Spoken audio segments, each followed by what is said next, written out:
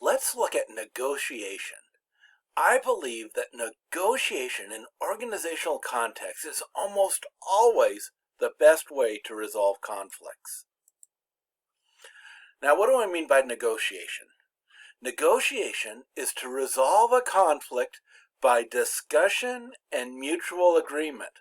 So you've got this idea of two people talking until they come to some agreement. And the goal of negotiation is to make decisions which are acceptable or even beneficial to both parties. What we want to do is we want to figure out everybody's conflict goals, everything that everybody wants, their interests, and come up with some solution that responds to a maximum number of these interests. And then agree to that, and then we can say that the conflict has been successfully resolved. Now, there's several prerequisites to negotiation, things that have to be in place before negotiation can occur. First of all, there has to be this recognition of interdependence between the two parties, between the two people. Each person has to have resources that are useful to help the other person achieve their goals. If one person has everything and the other person can't offer them anything, the person with everything doesn't need to negotiate. It's only when both people have something that that's wanted by each party that negotiation will work. Now, it's possible that each person will value the other person and just see the person as innately valuable and want to listen to them just because they're human, created in God's image and therefore valuable. But that's not guaranteed. People need to see their need for each other before they're going to be willing to negotiate. Another prerequisite is a willingness to work on incompatible and overlapping goals. And the more that each party knows of their own goals and the goals of the other party, their own interests, the interests of the other party, the more likely a good solution will be found, because different solutions can be proposed that respond to the different goals, to the different interests. And the more that they're known and discussed, the more likely we will to find a solution that responds to most, if not all, of these goals. Another prerequisite is a willingness to talk to each other, the willingness to engage rather than just the desire to avoid each other. And that means there has to be a sufficient power balance that each person can express their goals. If one person's really powerful, they can just squash the other person and not let the other person even talk and just get what they want. But in negotiation, each person has to have sufficient power, sufficient voice, so that they can express what their interests are. Now, there's two types of negotiation. They can be put on a spectrum. Over here, we've got the what's called the fixed pie perspective, and that's called competitive or distributive perspective. Everybody's trying to get the biggest piece of the pie for themselves.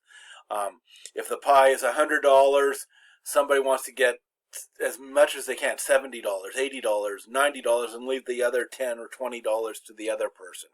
So that's called a fixed pie perspective, when it seems like there's just a limited amount of resources and people are going to try to get as much as they can for each other. The other is called collaborative or the expanding pie perspective.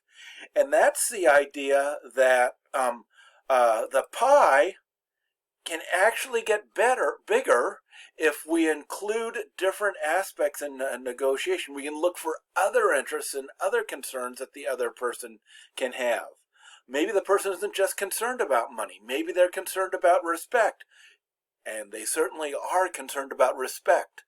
If we show them respect, that'll be easier to negotiate other items than if we aren't showing them respect. So we want to include as many goals as possible in this negotiation so that we can respond to the other person's goals to them as much as we possibly can. So what actually happens during negotiation? The first thing and the main thing that happens is that parties dialogue with each other. They share ideas. They express possible solutions and discuss the pluses and the benefits of both of them.